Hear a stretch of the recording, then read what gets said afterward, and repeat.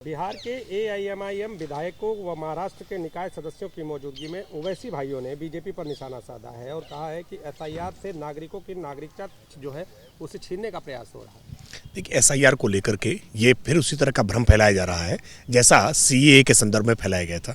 SIR का नागरिकता से कोई सरोकार नहीं है, लेकिन ये जानबूझ करके लोगों को डरा करके वोट बैंक बनाना ये उनकी पुरानी रणनीति का हिस्सा है और जानबूझ करके इसीलिए देश में मुसलमानों को डरा करके अपनी राजनीतिक रोटी सेकने का प्रयास कर रहे हैं। लेकिन देश का मुसलमान अब इस मुगालते में नहीं आने वाला, इस भ्रम में नहीं आने वाला। अकबरुद्दीन ओवैसी पीएम पर हमला कर रहे हैं और कह रहे हैं कि ये मुल्क किसी की जागीर नहीं है, ये 2 पैसे का चाय वाला हमें डराएगा नहीं डरा पाएगा। देखिए, अकबरुद्दीन ओवैसी की भाषा बेहद मदरसा छाप है, अनपढ़ जाहिल गंवार जैसी भाषा का प्रयोग करते हैं। देश के यशस्वी प्रधानमंत्री के लिए इस तरह के शब्दों को देश स्वीकार नहीं करेगा और इसका खामियाजा इन जैसे टुटपुंजी नेताओं को भुगतना पड़ेगा। आज समाजवादी पार्टी में एक ज्वाइनिंग है, बड़ी चर्चा है, नसीमुद्दीन सिद्दीकी। कहा जा रहा है कि बड़ा प्रभाव डाल देंगे। वो नसीमुद्दीन सिद्दीकी ने वो बहुजन समाज पार्टी के सुप्रीमो मायावती जी की किताबों का कुछ हिसाब नहीं किया था। अब वो शायद कोई हिसाब नया लेकर के सपा सुप्रीमो के पास जा रहे होंगे।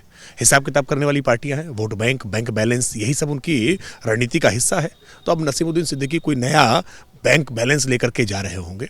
अभी नसीमुद्दीन सिद्दीकी जाने, उनकी जहाँ चाह वहाँ राह वो जा सकते हैं, उनकी जैसी इच्छा हो। वो कांग्रेस के साथ गए थे लेकिन कांग्रेस में कोई करिश्मा नहीं कर पाए, तो अब उनके कोई वक़्त नहीं है, उनका कोई जनाधार नहीं है। वो कहीं भी आए जाएँ, उससे उत्तर प्रदेश की राजनीति पर कोई फर्क नहीं पड़ेगा।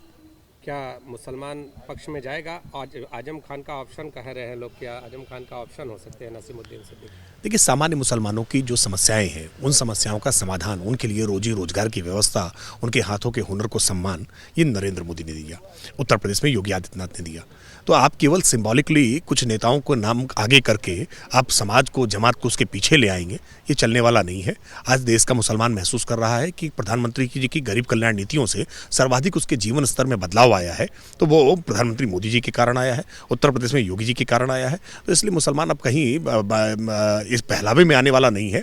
जो वोट बैंक की लंबे समय तक पॉलिटिक्स चलती है, इस पॉलिटिक्स में फंसने वाला नहीं है। राकेश जी, एक सवाल और है कि गठबंधन की बात करते हैं लोग और कांग्रेस से फिर सपा में आगमन, ऐसी सूचना भी है कि कई नेता आ रहे हैं कांग्रेस से। ये तो ये अलग सी बात हो। नहीं, ये गठबंधन नहीं, ये अवसरवाद है, मौका परस्ती है। सच बात यह है कि कांग्रेस पार्टी बिना बैसाखी के चल नहीं सकती है। उसको कोई ना कोई बैसाखी चाहिए, इसलिए वो साइकिल के कैरियर पर सवार हो गई थी कि साइकिल के कैरियर के बहाने वो कुछ यात्रा तय कर लेगी। लेकिन कांग्रेस को उससे भी कुछ प्राप्त नहीं हो रहा है। अब कांग्रेस फिर नए ठिकाने तलाश रही है। समाजवादी पार्टी भी पहले ही कांग्रेस पार्टी को चिरकुट और तमाम सारे शब्दों का इस्तेमाल कर चुकी है। इनमें कोई वैचारिक साम्यता नहीं है। ये केवल भाजपा को रोकने के लिए हर प्रकार के प्रयत्न करते हैं और अभी चुनाव नजदीक आने दीजिए, बहुत सारे गठबंधन बनेंगे, बिगड़ेंगे, लेकिन हम पूरी तरह से तैयार हैं। भारतीय जनता पार्टी 2017 का परिणाम 2027 में फिर दोहराने जा रही है।